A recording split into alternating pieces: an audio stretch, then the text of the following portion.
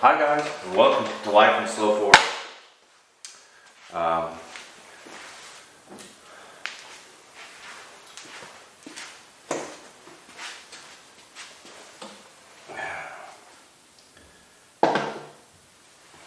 Alright, so welcome back guys. So I got a couple emails, a couple phone calls asking to go over a little bit on my bike and kind of some of the things I got going on here. So we're going to just jump right on into it. I do ride every day. This is pretty much my commuter. And I started out in about 2014 and I got a Giant Rebel. That's this bike right here. And I've been riding it without a motor, just by itself, and it's worked out great. It is a large frame because I'm a little bit taller, so this large frame really does help. And I've been riding it and just keeping it updated and maintained and everything like that, and it's worked great. And then we ended up moving to California for a while, and I was still riding, but not quite as much. And I did some trail riding and stuff like that. I didn't get any video of some of those trails. It was pretty awesome out there. But we'll then moving forward, we ended up coming to Hawaii, and I had the opportunity to get a motor, and I did some research and stuff like that. Kind of figured out what I wanted, and I came up with this. It's like a Frankenstein of a bike right now, but I kind of cover from the front. Well, let's go from the back to the front, and because the table is right here in the way. So on the back here, you can see I ride with two panniers, and they have a large capacity. They're made by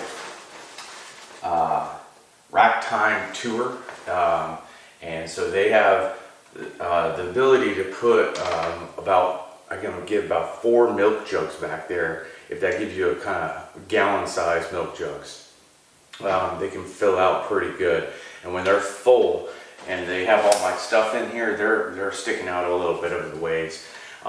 Never had an issue, never had a problem. They work out great, especially when I park or I get to somewhere I want to go. You can just take the pannier itself, you just open it up, close it. It's also got a rain shield here to cover them down if it starts raining.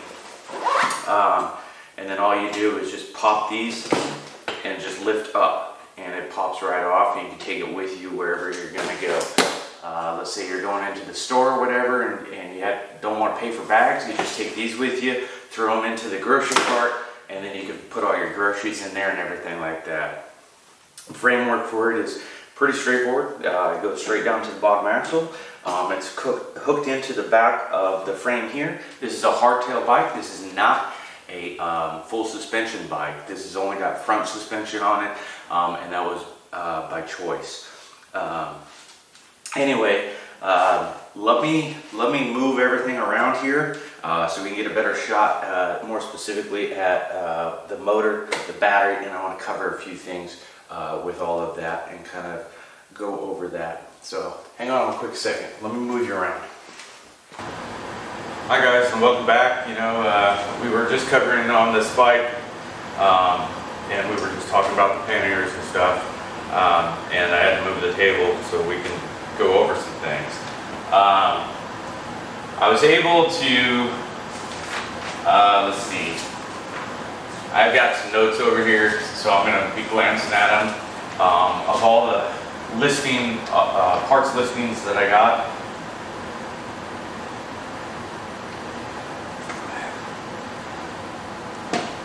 Alright, let's cover down on the heart and soul of an electric bike. You got your motor. Alright, this is a mid-drive motor. You can get a couple different ones. You can get a rear hub, you can get a front hub. It's completely up to you, whatever your needs are. I was looking at rear hubs. They were pretty nice because they're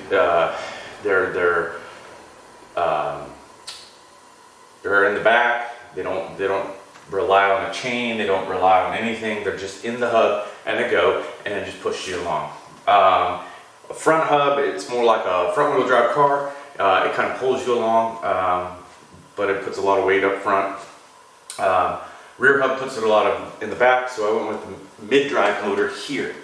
All right, so in America, most, if not all, there's a few exceptions, but this is called a bottom bracket. The bottom bracket is 68 millimeter. All right, so if you're ever hunting or searching for that magic number, yes, I didn't know that at first, but different countries have different sizes for bottom brackets. But just so you know, pretty much you're guaranteed to go between a 68 and a 69 millimeter bottom bracket for all United States bikes. That's pretty much standard across the board. So when you're going to look into getting a mid-drive motor, that's kind of something you got to look at. The motor is a Bafang 1000-watt motor. Yes, it is very large, but it was designed for my application and what I wanted to use it for.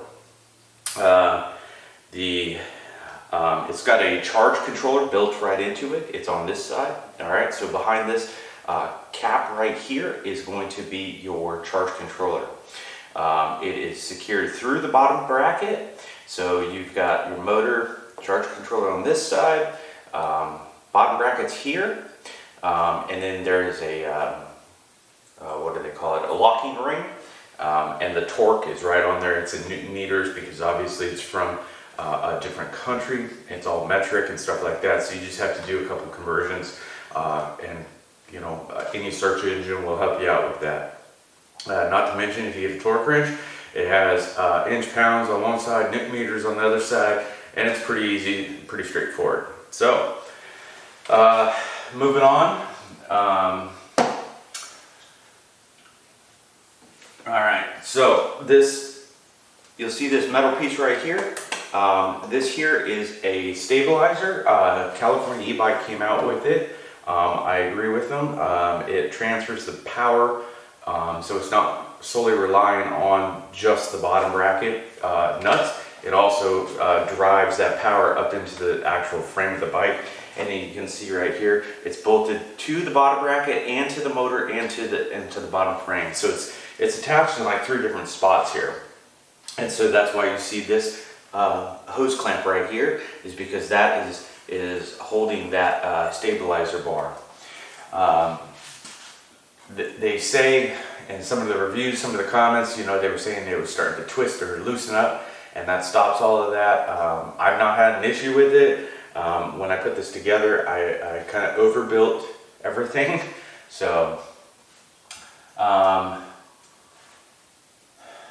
spacer kit that comes with it allows you to center the motor within the bottom bracket. So they do have a spacer kit, so you can slide the motor in as far as you need, and if you just need a little bit, then you can put your little 2 millimeter or 1 millimeter spacer in there, depending on how much spacing you need to center it out. So it is centered in there, and the motor's put on.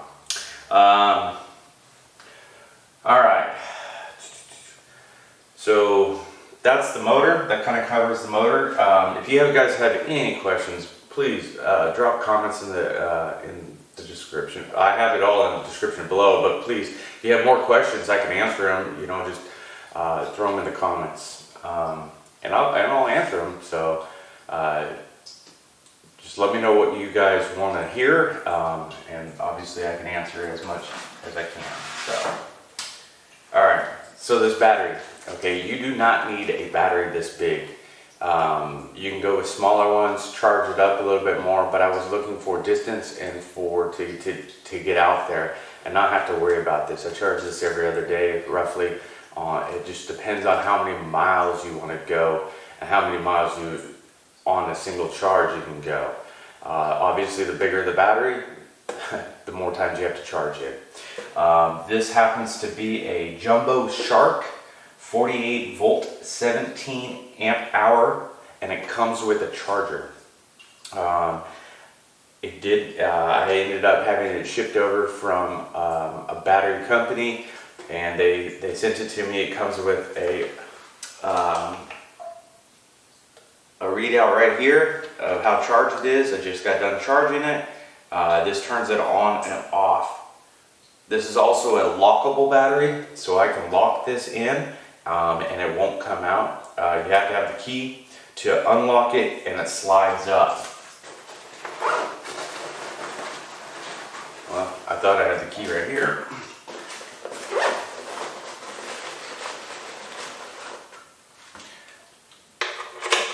So you're gonna take this,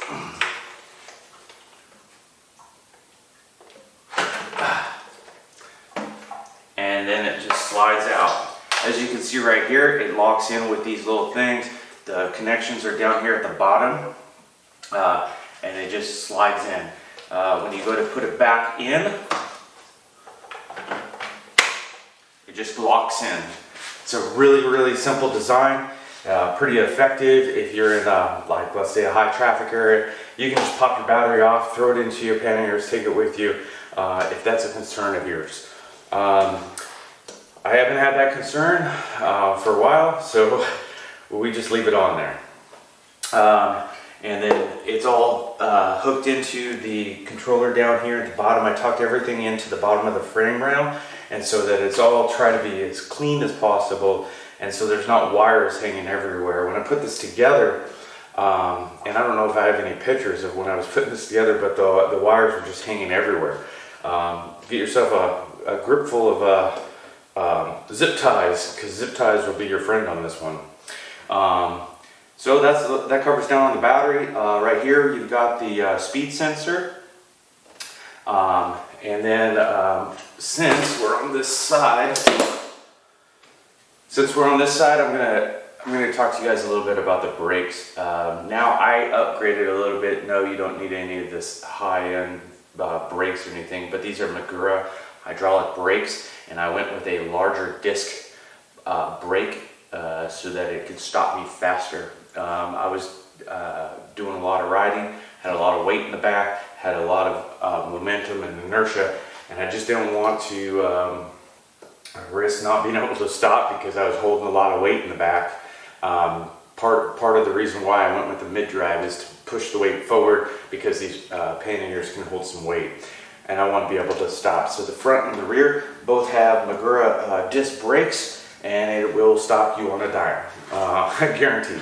So that's a little bit about the brakes and this side. Moving up, obviously I've got my helmet here. I recommend everybody wear a helmet, just because you never know what's going to happen, especially if you're like riding like me on the road. You just want a little extra protection. So moving on up here, on this side, I have a throttle control is right here. This will allow me to hit this. I have it set up for what's called pedal assist. So you have different levels that you can set the motor for pedal assist. And let's say you're in a sticky situation, you need to get out real quick, you just hit this thing and the bike will just keep going, and it'll go real fast. Next to that is going to be your part of your heads-up display. So this is a DPC14 is what it's called. DPC14 display. Highly recommend this one. It's a color display, it's a newer model, but it disconnects from your, this is where you turn it on, is right here. And the on-off button, if it breaks, I can disconnect it so I'm not buying a whole new display. Before, you had to buy a whole new display and you couldn't disconnect those two. Now if the switch goes out, I can replace just the switch. I don't have to replace both. So and if you're curious about that, it is a DPC14 display, color display at that. This is where I change my levels. So I have a when I was talking about the pedal assist, this is where I change it on here, and then it'll show me up on the heads-up display. Another nice feature about this display is right here at the bottom. If I pull this plug, I've got a USB port. All right, this allows me to change it. One, I can reprogram this, but then you avoid your warranty. But I can put a jumper from here to here and have my light, because this is a rechargeable light, and basically this light will run off of this battery also, so it hooks into the heads-up display. In between all of this, I've got this, there it goes. In between all of this, I do have a bell. Now this comes in handy when you're like down city blocks, or you're trying to go around a corner real quick and people aren't paying attention. You hit the bell and then they know that I'm coming, and then that's what I use that for. I do have a koozie over here. I usually put my phone in here so that one, I have navigation, and two, I have music, and blast the music while you're rolling down the road. Let me cover down on the brakes a little bit. These are cuts the motor and then it allows it to brake. So they cut the motor and it'll brake.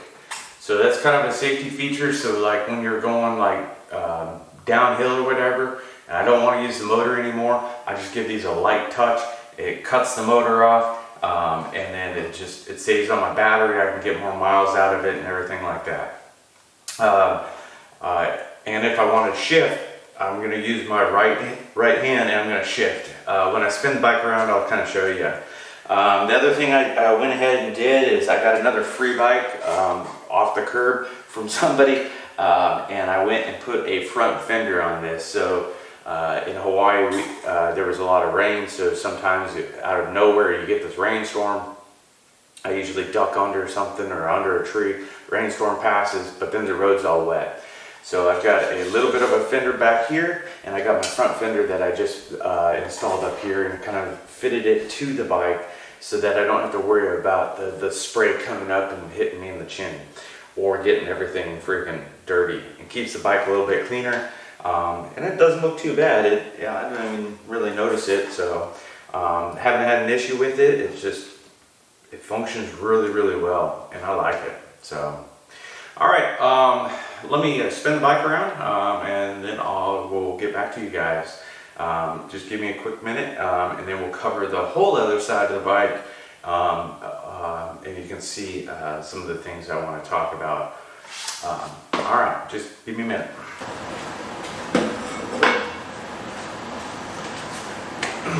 All right, guys, and welcome back. So I'm going to finish this up. I know this is probably getting a little long, but I had questions, so I just go over everything I can. So this is the other side of the bike, and this one is what we're going to cover now. Let's see. Obviously, on this side is the motor. The other side had the controller built into the motor, so it's one big unit that's sitting down here. All right, these are your crank arms, and then your pedals. Pedals don't come with the kit. I had some extra pedals, and I just used those, put them in, and then the crank arms do come with the kit, but you can get some lighter ones. These are just fine for me. They're aluminum. So then I have back here, I got the cassette, and then I can shift from here. This is the Shimano one that I had on here from a while ago that I had put together. Up here is what's called a Lekkie bling ring. All right, this gives me a 1:11 ratio off of this motor.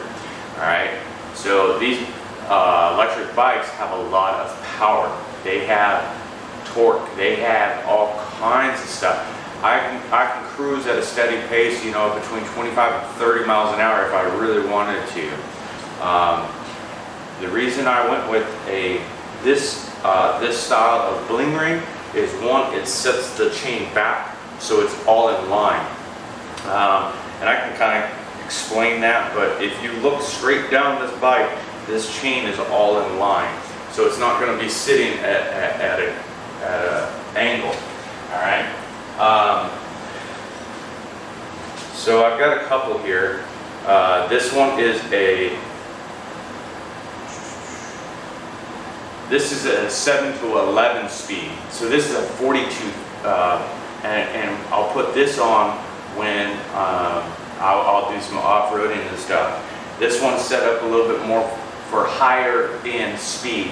I can go bigger than this because this is a 42.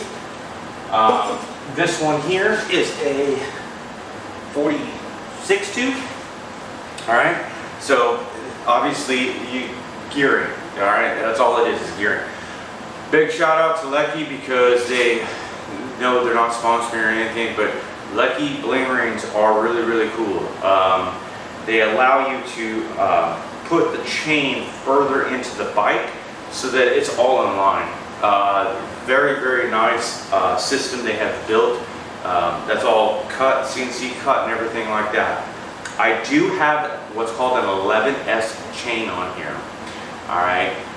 You can go through, oh man, hold on a moment. All right. I'm back, guys. So a basic chain is 1/2 by 1/8. All right, it's wider. All right, this chain is a little bit more narrow, and it could withstand a little bit more. So when I first put all this together, I was running at a basic chain, and then because of the torque and what I was doing, it was my fault. Pretty much snapped the chain. So then I went and upgraded to an 11S chain. After that, I've never had a chain break. I've never had any issues, never had any problems. When I start out in a like a higher gear, so it gives me a lot of, it makes it easier on the motor and everything. And then as I go down the gears, it just picks my speed up faster and faster. With the pedal assist, yeah, we're flying at that point. So as you can see, that's pretty much all of it. It's a very, very simple system. The brakes really help. I love having the panniers on the back. Most of my weight's up forward or in the center of the bike. And that was just so that I'm not sitting there doing wheelies because before I had the battery and the motor and everything, I could do wheelies pretty easy with filling those panniers up with like whatever, and have a lot of weight in the back, and you can do a bunch of wheelies. But covering down, you know,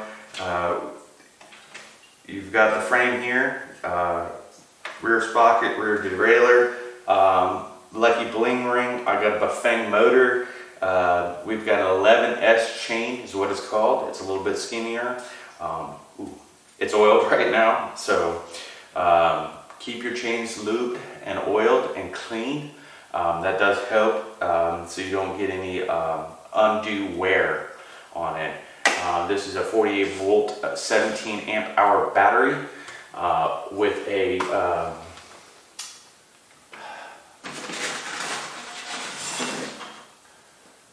DPC 14 heads-up display. You can see right here, there's the where you can put a USB port in there. That does help so that I can run my headlamp or the headlight, whatever you want to call it. This is a very, very bright light, and in the back there I just run a USB cord. USB to micro USB, pretty straightforward right there. Yeah, so hit the comments below if you got any more questions, want to know any more about the setup, what we've got going on. Check out the ride if you want that I took out to Chainring's hat. That was a good time. If you want me to head out and do another ride somewhere, I can. It's a lot of fun out, you know, taking the bike out. I don't have to worry about traffic. I don't have to worry about anything. I just take the bike out, fill the saddlebags up, and you know, make a day of it, and then obviously edit and put together a video for you guys. So just let me know. So all right guys, well, I'll talk to you guys later. Thank you, and I'll talk to you guys later.